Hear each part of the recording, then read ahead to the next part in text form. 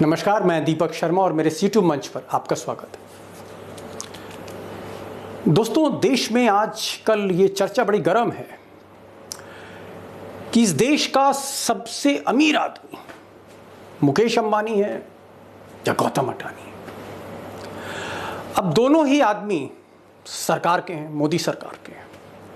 तो ये क्या सवाल हुआ कि नंबर 1 अडानी है या नंबर 1 अंबानी? दोस्तों, असली सवाल तो ये है कि जिस तरह गौतम अडानी को इस देश का सबसे अमीर आदमी बनाया जा रहा है, नंबर 1 बनाया जा रहा है, वो आदमी जो 8 साल पहले जब मोदी प्रधानमंत्री नहीं बने थे तो उनकी गिनती बहुत बड़ी नहीं थी हिंदुस्तान के कॉरपोरेट में, लेकिन आज जिस तरह से वो अंबानी के साथ साथ खड़े हैं, इसके पीछे मोदी सरकार का रोल किया है, इसके पीछे मीडिया का रोल किया है। और गौतम अडानी को आज गौतम अडानी बनाने के पीछे पिछले 8 साल में देश की जांच एजेंसियों का क्या रोल है?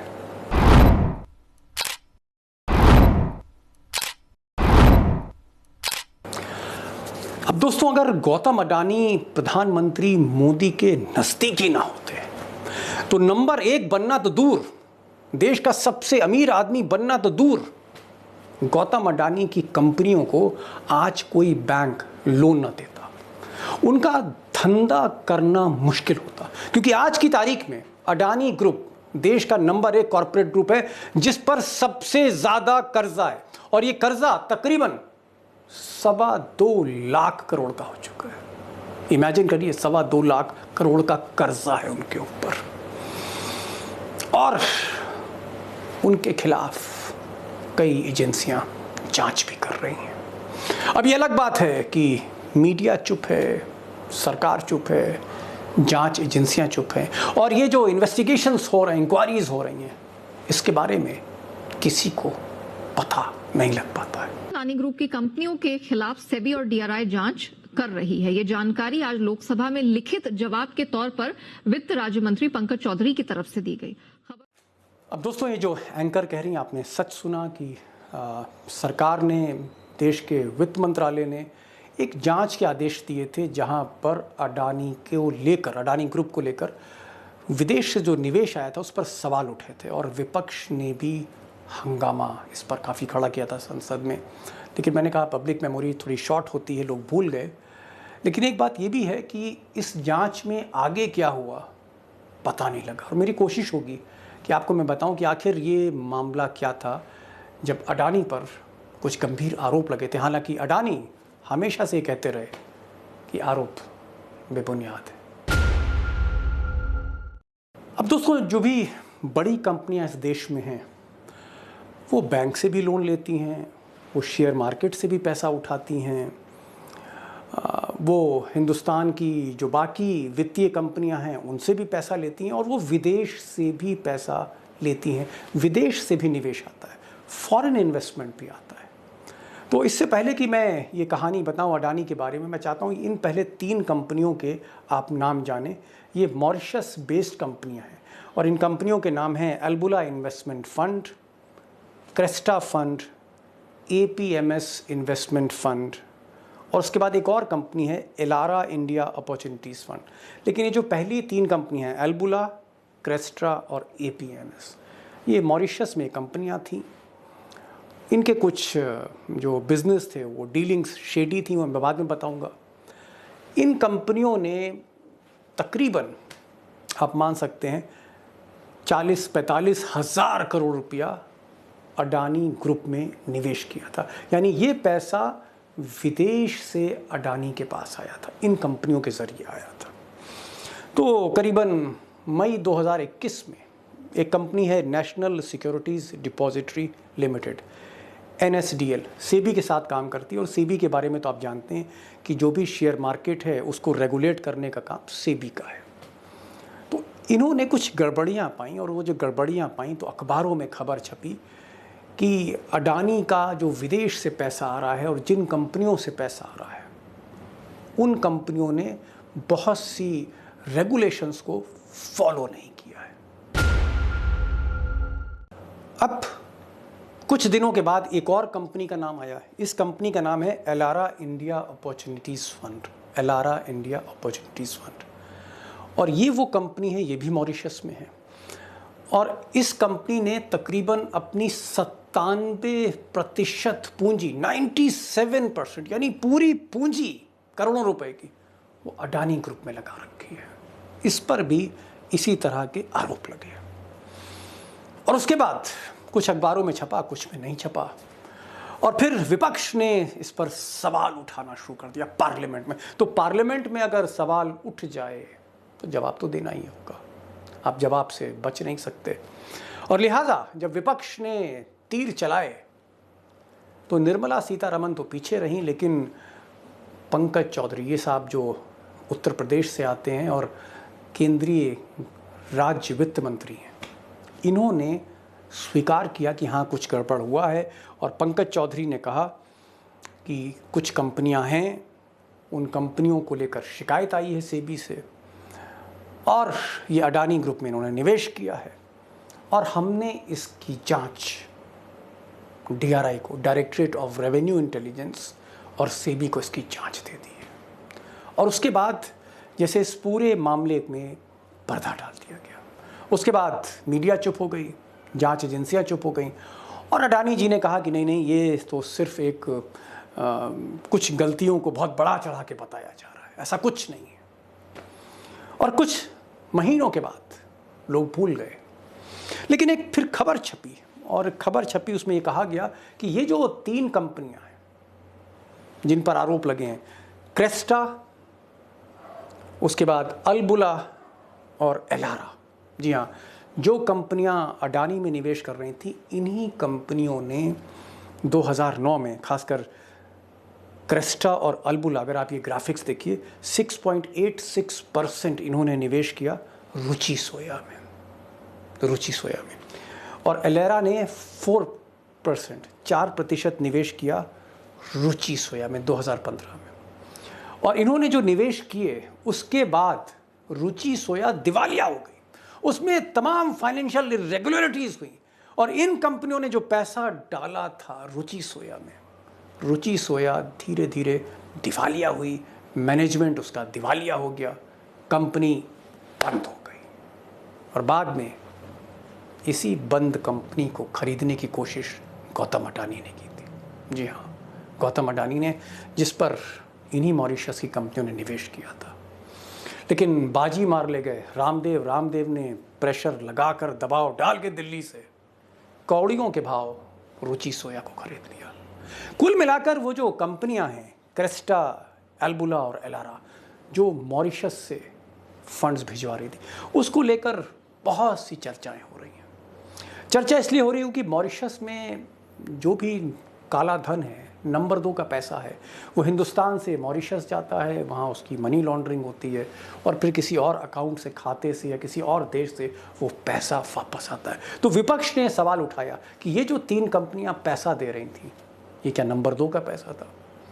और कुछ नेताओं ने यहाँ भी कहा कि ऐसा तो नहीं है कि गौतम अडानी जो इतना कर्जा ले रहे हैं 11% ब्याज पे, ऐसा तो नहीं कि ये जो कंपनियां हैं ये बैंक, विदेशी बैंकों से कम इंटरेस्ट पर लोन ले रही हों और फिर ये पैसा सीधे निवेश कर रही हों। तो बहुत से सवाल उठाए गए। लेकिन मजाल है कि DRI, directorate of revenue intelligence, या सेबी ने इस पर अपनी ज़ुबान नहीं खोली, और मामला अब पूरी तरह से ठंडे बस्ते में चला गया है।